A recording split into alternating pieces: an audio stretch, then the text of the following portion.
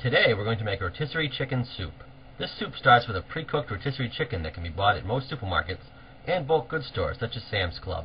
To make this soup you'll need 1 rotisserie chicken cooked, 1 pound of carrots, 3 stalks of celery, about a half a cup, 3 onions, 1 pound of frozen corn, 2 cloves of garlic, 3/4 of a cup of small pasta such as orzo, 1 teaspoon of pepper, and about 15 cups of water.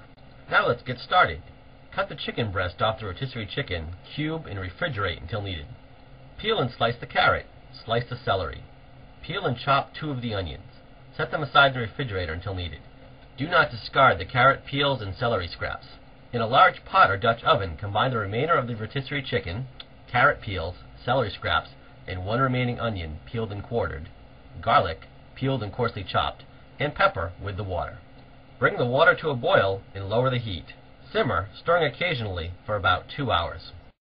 When the broth is cloudy and smells delicious, you know you're ready for the next step. Place a colander in a large bowl. To be safe, it's best to do this over a sink. Slowly pour the broth into the colander, catching the broth in the bowl.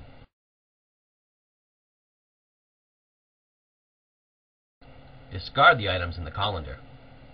Place the bowl of broth in the refrigerator for about 1 hour, or until a layer of fat forms on the top. With a spoon, skim the fat off the broth and discard it. If you don't get all the fat, don't worry. Just get as much as you can. Rinse your pot and then return the broth to the pot.